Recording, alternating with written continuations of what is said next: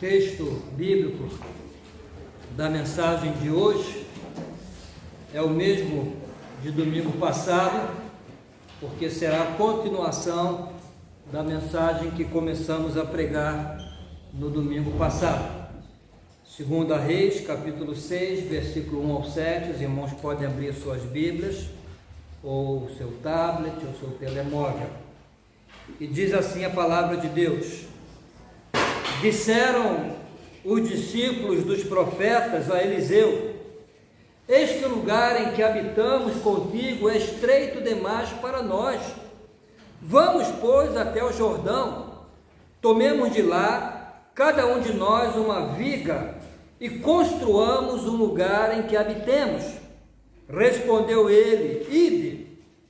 Disse um: serve-te de ires com os teus servos. Ele tornou: eu irei, e foi com eles.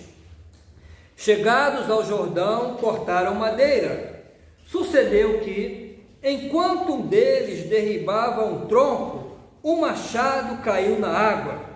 Ele gritou e disse: ai, meu senhor, porque era emprestado. Perguntou o homem de Deus: onde caiu? Mostrou-lhe ele o lugar. Então Eliseu cortou um pau e lançou-o ali, e fez flutuar o ferro, e disse: levanta-o. Então ele estendeu a sua mão e o tomou. Hoje vou dar prosseguimento à mensagem de domingo passado, cujo tema foi como empreender e buscar o crescimento da obra de Deus. Eu já disse aos irmãos que a obra de Deus é dinâmica, a igreja é dinâmica, não deve permanecer estática, mas deve crescer, deve avançar. Mas antes quero deixar com os irmãos uma pergunta para que reflitam, e também uma declaração de William Carey, que foi considerado o pai das missões modernas, que também deve servir de reflexão. A pergunta é a seguinte: qual o principal capital de uma igreja de fé? Apesar de termos ali um templo dolarizado, o capital não é o dólar nem o euro. A declaração de William Carey é a seguinte: espere grandes coisas de Deus, faça grandes coisas para Deus. Essa foi a decisão dos estudantes da escola de profetas de Eliseu. Ao perceberem que a escola estava a crescer, que havia mais alunos e candidatos a alunos do que espaço, decidiram então ampliar a casa onde residiam como alunos internos, porque era uma escola, um seminário interno, e decidiram então ampliar o espaço da escola de profetas. Seria uma grande obra que exigiria a participação de todos e também uma grande fé, já que nem dinheiro para comprar machado eles tinham. Nós vemos que teve um aqui que teve que pegar o machado emprestado. Agora não sabemos quantos outros também tiveram que pegar machado emprestado. Sabemos desse porque o ferro se desprendeu do pau e caiu no rio. Com base nessa história, eu compartilhei já no domingo passado 2 lições sobre como empreender e buscar o crescimento da obra de Deus, já que a obra de Deus é dinâmica. A primeira lição que eu já compartilhei com os irmãos foi que precisamos ter sonho, desejo e propósito de crescer. porque o nosso Deus é um grande empreendedor, basta ver o universo, a criação, para que possamos perceber que Deus é um grande empreendedor. Ele ama o empreendedorismo, ele espera uma igreja empreendedora e que tenha alvos de crescimento. Por isso Jesus disse: ide por todo mundo, fazei discípulos, multipliquem-se. A segunda lição, que já compartilhamos, é que na busca desses alvos e sonhos, não podemos caminhar sem pessoas com a mesma visão, com o mesmo propósito. Precisamos de pessoas que tenham a mesma visão, o mesmo propósito. Os seminaristas aqui disseram: vamos, pois, até o Jordão, vamos, tomemos de lá, cada um de nós, uma viga, e construamos um lugar em que habitemos.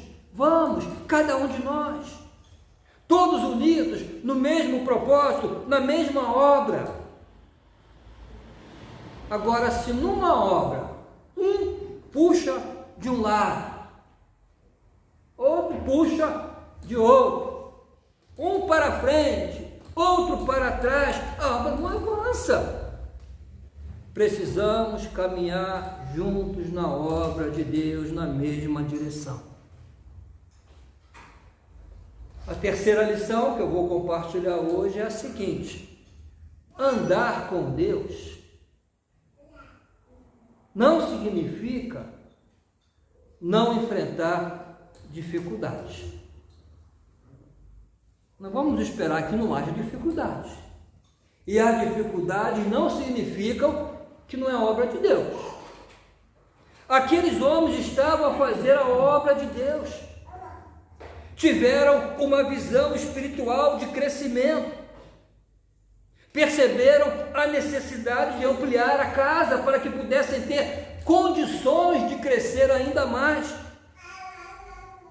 Então se uniram em torno dessa visão espiritual, visão de futuro, e cada um procurou dar o seu contributo.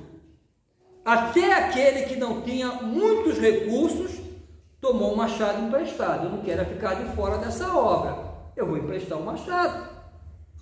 Não queria deixar de participar daquela grande obra de extensão ou de expansão. Mas algo inesperado aconteceu. Surgiu um contratempo, uma dificuldade, na verdade um sério problema.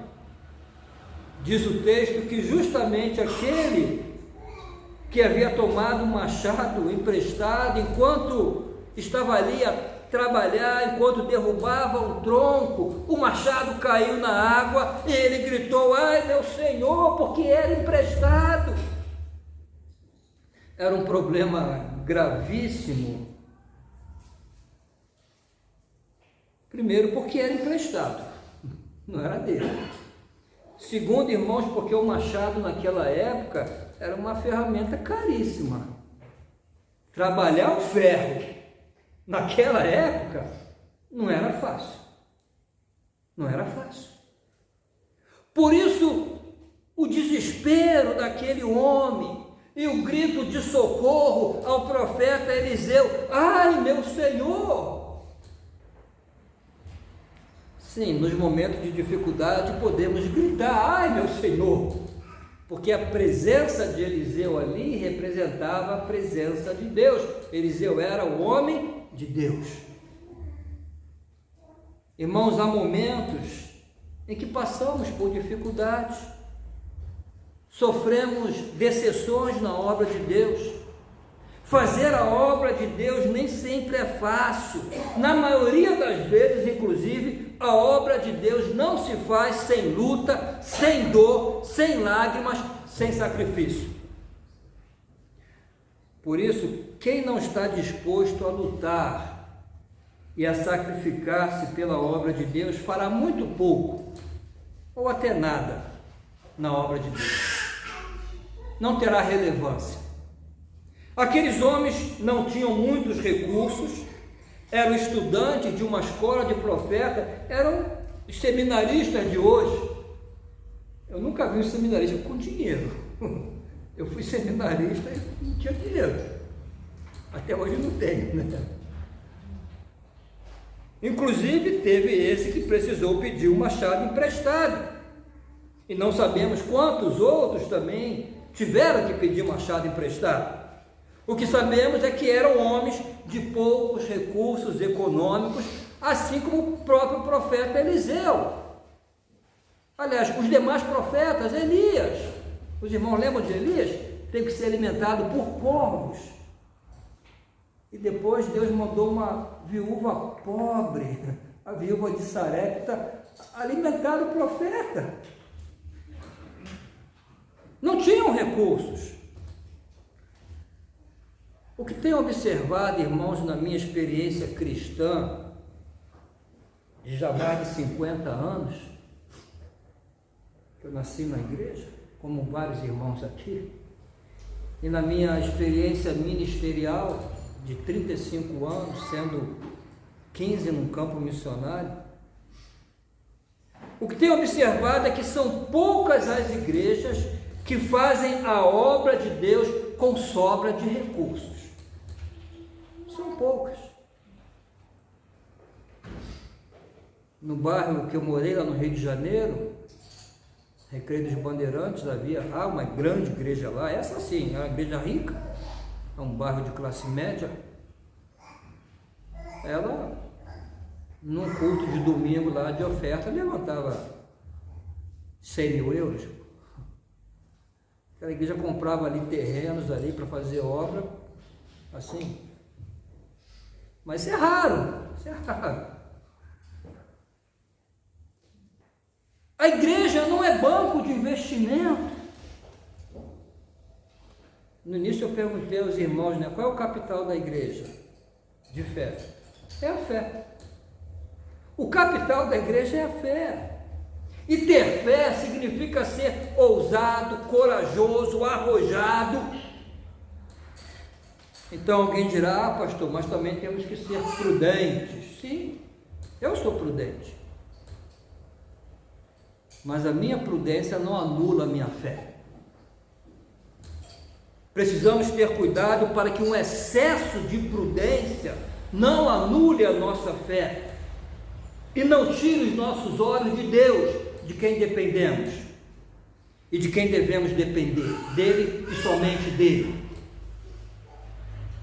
Por exemplo, percebemos aqui a prudência daqueles homens quando fizeram questão da presença do homem de Deus com eles, de Eliseu. Eles foram prudentes. Eliseu disse, vai. Ele disse, não, tens que ir conosco. Tens que ir conosco. Essa foi a prudência deles, a presença do homem de Deus. E a principal prudência que precisamos ter é essa: buscar a direção de Deus, buscar a sua presença nos nossos projetos, nos nossos sonhos. Por isso estou a insistir à igreja para que oremos mais, porque não dá, irmãos, para discutir projeto, não dá para discutir planos sem oração, porque vai sair da cabeça dos irmãos, da cabeça do pastor e não de Deus. Não adianta fazer plano sem oração. Jesus mesmo disse, separado de mim nada podeis fazer. Agora, precisamos saber que ter fé não significa não ter problemas. Inclusive, algumas vezes, Deus permite os problemas para provar e aumentar a fé. Eu não sou um homem de grande fé, mas eu garanto aos irmãos, eu tenho mais fé do que tinha há 20 anos atrás. E o que aumentou a minha fé, além da palavra de Deus, foram experiências com o Senhor, de dificuldade, de choro, de lágrima. Permita-me, irmãos, eu não gosto muito de fazer isso não, mas eu vou contar aos irmãos uma experiência pessoal que tive quando fui missionário no Peru. Tive várias experiências. Campo missionário é lugar de experiência, porque missões é obra de fé. No ano de 2000, Deus colocou no meu coração o desejo de construir um centro de reabilitação para dependentes químicos. Na cidade que eu morava, irmãos, haviam vários jovens na dependência química, no vício, das drogas. Na minha igreja haviam jovens, adolescentes. Meu próprio filho de 14 anos estava nas drogas. Meu filho, hoje é um pastor, graças a Deus. E Deus colocou no meu coração, tem que trabalhar para recuperar esses meninos. E eu tive o desejo de construir um centro de recuperação. Nessa mesma época, estava a iniciar uma nova igreja na cidade, então eu tinha poucos recursos para esse projeto. Comecei com uma casa alugada, já coloquei lá 20 jovens, mas logo surgiu a necessidade de um lugar mais amplo, porque era uma casa num terreno de 2.000 metros quadrados, eu precisava de mais. Precisava de ter um lugar para jogar futebol, precisava de um lugar para que eles pudessem plantar, colher, ter uma terapia ocupacional, precisava de uma quinta, maior que a Shalom, inclusive. Eu encontrei uma de 25.000 metros quadrados, 2,5 hectares, ideal para o projeto. O proprietário estava a pedir na época o equivalente a 30.000 euros. Consultei a minha agência missionária, junto de Missões Mundiais, da Convenção Batista Brasileira, se poderia comprar a quinta. Eu já sabia que ia ser não. E a resposta foi que não havia disponibilidade financeira, mas que me autorizavam a ir no Brasil para tentar levantar esse recurso entre algumas igrejas ou empresários. Eu fui, sem saber o que aconteceu, fui. Depois de bater uma porta, bater outra porta, nenhuma porta se abria, eu fui pregar numa grande igreja lá em São Paulo, Igreja Batista da Penha, 5.000 membros, e falei sobre o projeto. O pastor me disse: ó, irmão, vai ser difícil a gente ajudar, porque já estamos num projeto de construção de um novo templo para 10.000 pessoas, então vai ser difícil. Mas quando terminou o culto, havia lá um empresário, ele tinha 3 restaurantes de McDonald's lá em São Paulo, bem sucedido. Ele marcou comigo um almoço no dia seguinte, lá no McDonald's dele, para conversar. Eu falei: eu vou, pelo menos vou comer um hambúrguer, né? Durante o almoço, eu expliquei-lhe o projeto, mostrei, né? E quando terminou, ele disse: irmão, quanto custa a quinta? 30.000 euros, irmão. Pode comprar que eu vou pagar, eu ajudo. E aquele irmão deu-me essa oferta para comprar a quinta, eu comprei. Saí daquele lugar dando saltos de alegria, glorifiquei a Deus. Eu já contei para os irmãos, cheguei numa padaria, fui beber uma Coca-Cola, estava lá a frase do Fernando Pessoa, né? Como é que é? Deus quer, o homem sonha, a obra nasce. Eu falei: glória a Deus por isso. O plano era construir inicialmente um alojamento com capacidade para 30 internos, 4 casas de banho, uma cozinha ampla e com um refeitório que ia servir também de salão de culto. Um mestre de obra brasileiro, já está na glória esse irmão, que trabalhava anos na construção civil, ele decidiu ir ao Peru para ajudar-nos na mão de obra. Eu não ia precisar pagar mão de obra, porque outros irmãos da igreja também se voluntariaram. Então, já que eu tinha a quinta, a junta de missões decidiu dar-me o dinheiro para construir. E comecei a construção, mas não foi suficiente. Paramos lá, como se chama isso aqui, irmão? É teto? Antes de colocar o teto, eu não tinha dinheiro para colocar o teto, colocar o telhado. Eu não tinha mais a quem recorrer. Precisava urgente terminar aquela obra, porque a casa que havia alugado realmente já estava pequena e também já não tinha dinheiro para pagar a renta mais. Então, irmãos, eu tranquei-me no quarto. Eu orei e disse ao Senhor: Pai, eu sou teu filho. Quando meus filhos me pedem dinheiro, eu dou. Eu nunca te pedi dinheiro, mas hoje eu vou pedir. Dá-me o dinheiro que falta para essa obra. Há muitos meninos que estão a perder-se nas drogas, famílias estão a ser destruídas, precisamos desse sistema de recuperação, não é vaidade minha, é necessidade. Irmãos, naquele momento, dentro de mim, eu ouvi uma voz que dizia: já tens o dinheiro. Como? Onde está? Na tua conta bancária. Na minha conta. Irmãos, a junta, ela tinha um costume, por causa da desvalorização do real, que ela tinha que comprar dólar para mandar dinheiro para a gente, para o missionário, ela sempre mandava o nosso ordenado adiantado 3 meses. Então eu havia recebido janeiro, fevereiro e março, só ia receber em abril.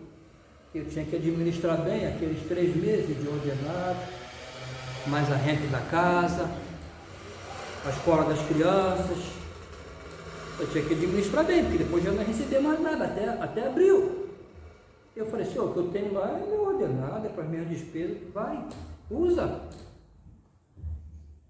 Irmãos, eu tinha tanta certeza que aquilo era de Deus, que eu decidi fazer isso. Eu não contei nada para a Marisa, porque ela ia ficar enlouquecida comigo, né? Mas eu fui no banco, peguei o dinheiro todo que estava ali, comprei todo o material, cimento, ferro, pedra, telha, para terminar a obra. Porque naquele momento eu lembrei da palavra de Abraão para Isaac: Deus proverá, Jeová Jiré. Eu separei apenas o meu dízimo. Falei: o dízimo eu vou dar na igreja. E no domingo entreguei na igreja. E eu pensei: vou dar o dízimo e Deus vai honrar a minha fé. Não é assim? Abrirei as janelas do céu, né, e derramarei sobre vós. Que maravilha, né, irmão? Os irmãos, sabe o que aconteceu? Terminou o culto, eu fui para casa. A gente costumava terminar o culto, a gente ia comer alguma coisa fora. Mas naquele dia nem eu tinha para comer um frango fora, vamos comer em casa mesmo. E quando cheguei em casa, a porta estava aberta, a porta da casa. Morava numa casa. E alguns vizinhos, a olhar, né, havia dado ladrão lá em casa e roubaram quase tudo. Só não levaram os móveis pesados, o frigorífico, o sofá, o guarda-roupa, mas me levaram televisão, computador, roupa das crianças, tênis, levaram tudo.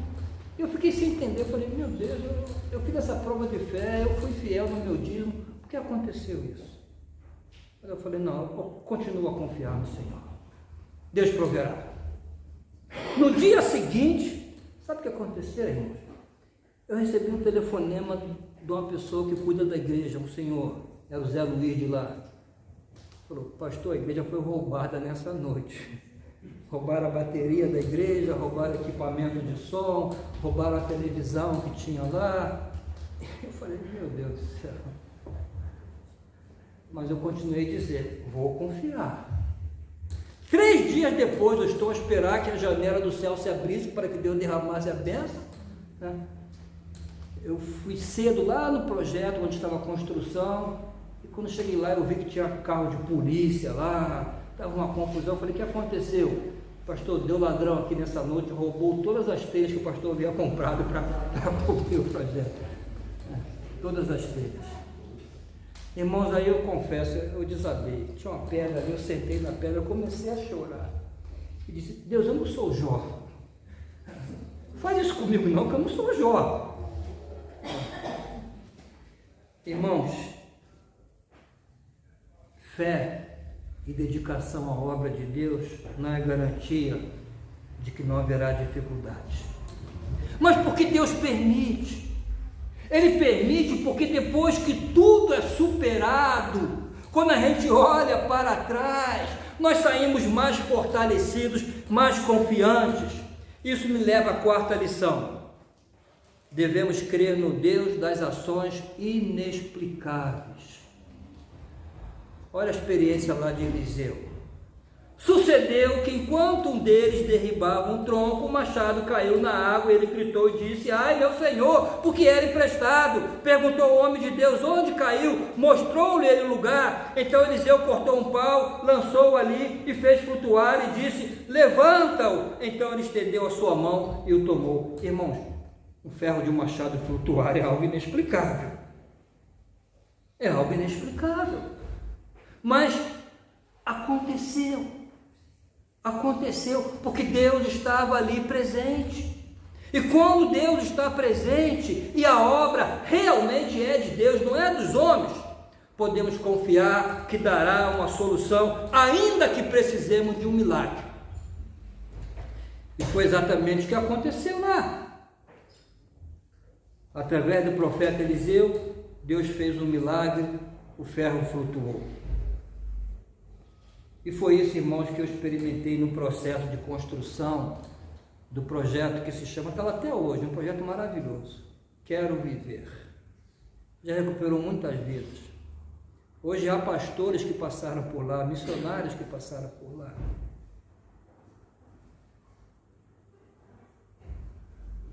Quando a casa para o centro já estava pronta, eu mandei escrever nas paredes algumas frases. Entre elas havia uma que dizia: com Jesus há sempre uma saída.